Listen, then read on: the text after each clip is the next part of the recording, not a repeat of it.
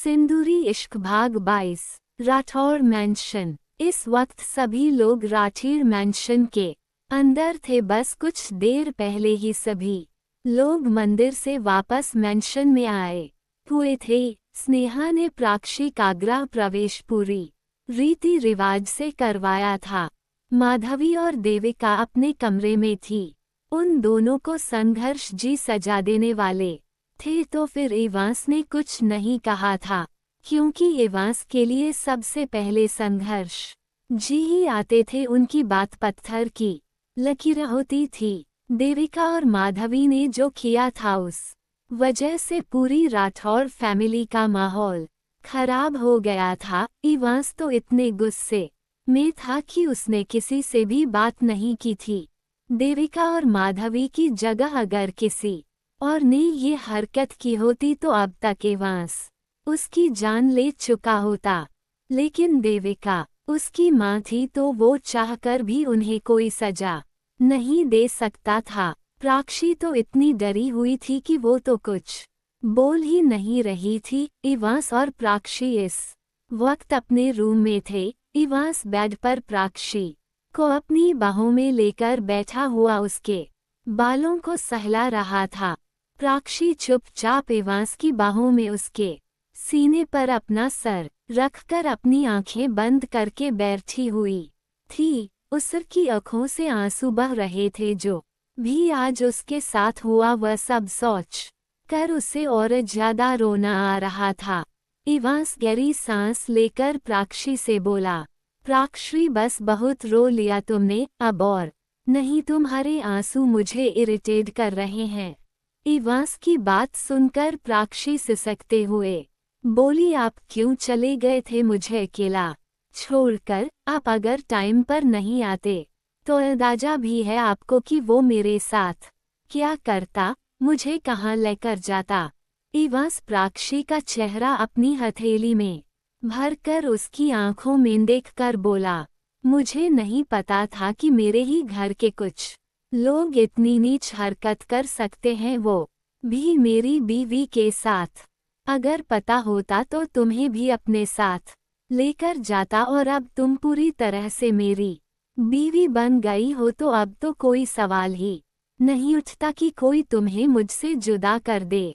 चलो अब उठो, फ्रेश हो जाओ, कुछ खा लो, उसके बाद लंदन के लिए निकलना है, क्योंकि मेरी वहाँ की मीटिंग बहुत ज्यादा इम्पोर्टेंट है।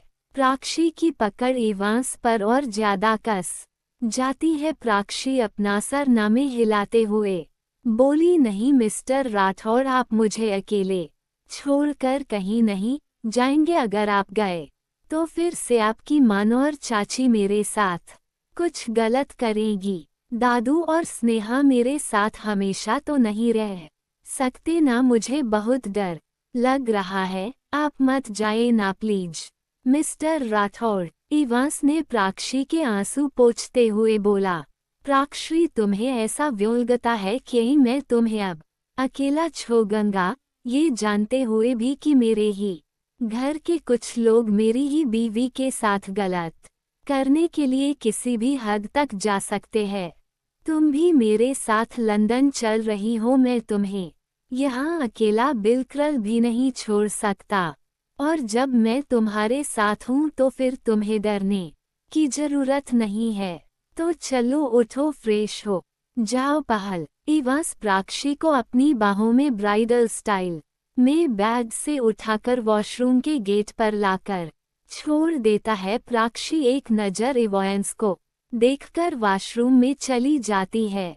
कुछ देर बाद जब प्राक्षी वॉशरूम से बाहर आती है तो एवांस सोफे पर बैठकर उसका ही वेट कर रहा था, क्योंकि एवांस ने तब तक अपने और प्राक्षी के लिए खाना मंगा लिया था।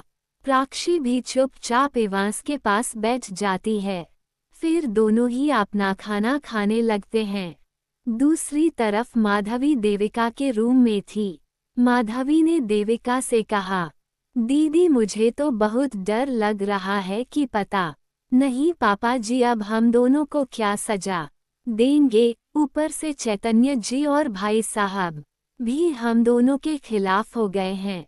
देविका ने माधवी को जवाब देते हुए बोला, माधवी, जिसको हमारे खिलाफ होना है वो हो जाए, मुझे फर्क नहीं पड़ता क्योंकि हमने कुछ भी गलत नहीं किया। उस प्राक्षी को ऐसे तो अपने बेटे की लाइफ पर कजा नहीं करने दूंगी मैं। पता नहीं थे प्राक्षी कौन सी किस्मत लिखा कर पैदा हुई है। जब जब हम दोनों इसे एवास की लाइफ से दूर करने की कोशिश करते, तब तब थे लड़की और ज्यादा एवांस के करीब होती जाती है। उस प्राक्षी की वजह से हम दोनों के पतियों ने आज पहली बार हाथ उठाया हम दोनों पर। इसकी सजा उस प्राक्षी को जरूर दूंगी मैं। माधवी भी गुस्से में बोली, सही कहा दीदी, आपने हमें कुछ बड़ा प्लान करना होगा इस प्राक्षी के लिए। देखा नहीं अपने कैसे एवांस ने उसके साथ आज पूरी रीत रिवाज के साथ शादी कर ली। अब तो वो पूरी तरह से एवांस की बीवी बन गई है।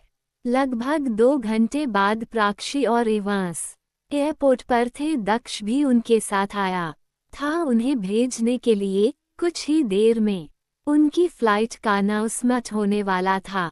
प्राक्षी ने एवांस से बोला, मिस्टर राठीर, आप मुझे अपने साथ लंदन ले जाकर ठीक तो कर रहे हैं ना? अगर किसी को घर में इस बात का बुरा लगा तो। एवांस अपनी आईब्रो रेस करके प्राक्षी को घूरते हुए बोला, सीरियसली अभी भी तुम्हें इस बात से फर्क पड़ रहा है कि किसी को बुरा लगेगा? और किसकी बात कर रही हो तुम? तुम्हारी उन दोनों सास की तो भूल जाओ, क्योंकि मुझे फर्क नहीं पड़ता उन दोनों से, तो तुम्हें भी नहीं पड़ना चाहिए। उन दोनों ने तुम्हारे साथ इतना गलत किया, फिर भी तुम उन्हीं के बारे में सोच रही हो। अगर ज्यादा उनका ख्याल आ रहा तो बताओ, अभी मैं तुम्हें उन दोनों के पास छोड़ कर आऊं? अगर नहीं चाहती हो तो चुपचाप बैठ। प्राक्षी बेचारी चुप होकर बैठ जाती है। वो पहले से डरी हुई थी एवांस की धमकी सुनकर और ज्यादा डर जाती है। प्राक्षी ने अपने मन में एवांस को कोसते हुए कहा, डेविल कहीं का, जब देखो तब एटीट्यूड में रहता है, पागल आदमी। जारी।